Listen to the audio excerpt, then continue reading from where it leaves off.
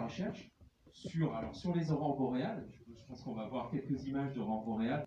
Donc, je travaille beaucoup sur ces sujets-là. Et puis, eh ben voilà des aurores boréales vues depuis la Norvège. Donc, ce sont des images qu'on a prises avec des collègues. Et puis, l'autre moitié de mon temps, eh bien, je suis professeur à l'université, donc j'enseigne aux étudiants.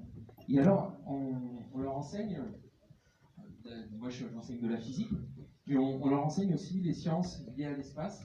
Et on a monté, il y a quelques années, avec des collègues, un centre spatial à Grenoble, le centre spatial universitaire de Grenoble, avec lesquels eh bien, on fait des satellites, des instruments pour des satellites, notamment un satellite qui a permis comme ça d'observer depuis l'espace les aurores boréales. Et comme vous l'avez vu dans le film avec Thomas Pesquet, ben, c'est intéressant de pouvoir observer les choses depuis l'espace.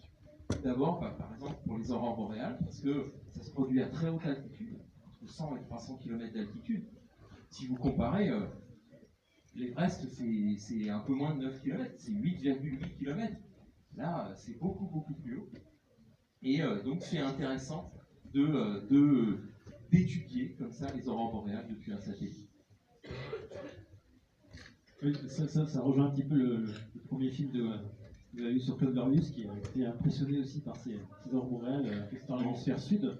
Elles se produisent comment ces aurores boréales dans l'origine? Alors, en fait, là on voit, alors c'est une image d'artiste là qui a été rajoutée, donc des aurores boréales autour de la Terre. Ce qu'on voit, c'est qu'elles se produisent sur une espèce d'ovale qui est centré autour du pôle. Alors, c'est pas tout à fait le pôle géographique autour duquel la Terre tourne, c'est le pôle magnétique.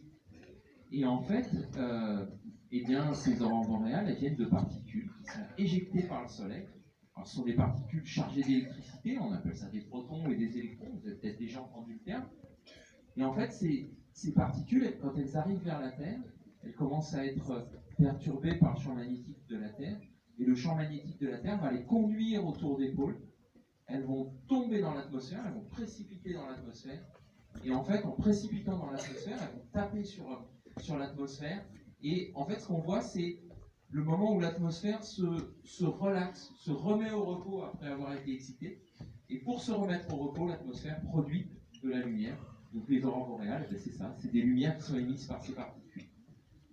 Tous ces instruments, satellites, etc., qui sont de haute technologie, ça vous sert à plein de choses au final dans votre travail, donc les aurores boréales, mais aussi sur peut-être d'autres phénomènes terrestres. Oui, effectivement. Alors, récemment, et là c'est ce que vous voyez sur les images qui sont là, on a produit avec des étudiants de l'université un satellite tout petit qui là a comme objectif effectivement d'étudier et de photographier, vous voyez l'objectif de l'appareil photo là, de photographier les aurores boréales. Alors ce satellite il est tout petit, il fait la taille d'une brique de lait, pour vous donner une idée. Et là sur les images, on est en train de le rentrer dans la boîte à ressort qui va être accrochée dans la fusée. Et effectivement, on peut étudier les aurores boréales, mais on peut étudier plein d'autres choses. On peut étudier, par exemple, pour mesurer la température de la Terre, eh bien, le plus pratique, c'est de la mesurer depuis l'espace, parce que quand on a des thermomètres au sol, on peut mesurer qu'en un point, alors que depuis l'espace, on peut le voir à très grande échelle. Et donc ça, c'est très utile. Sur un autre film, un autre extrait de film qu'on verra après, on verra qu'on peut par exemple aussi étudier des mouvements de terrain, des éboulements, des glissements de terrain. On peut étudier tout simplement la couleur des champs. La couleur des champs, ça peut nous donner des indications sur, est-ce que le blé ou l'orge ou la vigne sont mûrs. C'est ce qu'on voit là.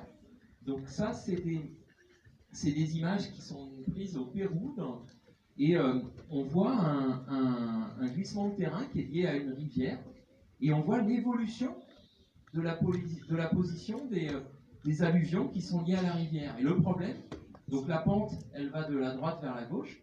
Le problème, c'est que les champs à gauche commencent à être recouverts par ces limons.